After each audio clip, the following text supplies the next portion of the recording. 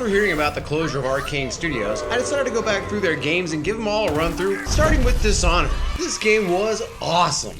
Killer graphics, a city worth exploring, and choices that actually matter. What more could you ask for? Oh yeah, explosions. I haven't played Dishonored since shortly after its release, and the game does show its age a little bit, but in ways that are really inconsequential and actually lend to its charm. You play as a supernatural assassin who's driven by revenge named Corvo. Alright, sounds good, I'm in. The art direction is top notch and really stands the test of time. The character and level designs are great, and overall the world building is just flat out amazing with this one. They did a really good job of condensing everything into this city and actually making it feel lived in. The details here are great. Now I love to explore, and I'll climb anything I possibly can. That's one of the areas this game really shines in, the level design.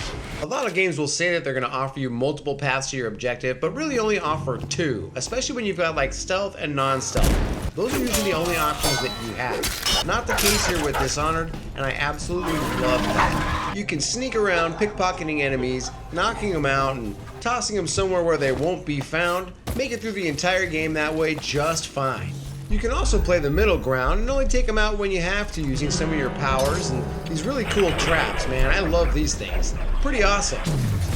Aside from the traps, you've got some stealth kill moves that you can use as well, or you can just run in guns blazing and blow things up, feed people to the fishes, stuff like that. Your choices do have consequences though, as the more people you kill and leave lying around, the more these hordes of rats will come and start eating them. They'll attack you too, so be careful. Thankfully, there are plenty of ways for you to dispose of all the bodies you'll be creating.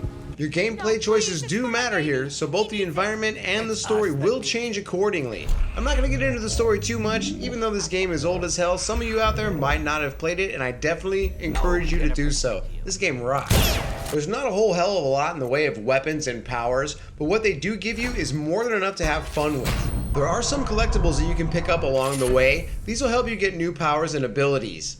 These are a ton of fun to play with and totally worth collecting, but you really don't have to. You can make it through the entire game without having to buff out your character and grind every single collectible in the game. That's one of the things that I really like about Dishonored. You can go from start to finish pretty quickly and just nail all the objectives, or you can take your time and explore and you'll actually find a lot of cool little things hidden around. It's all up to how you feel like playing.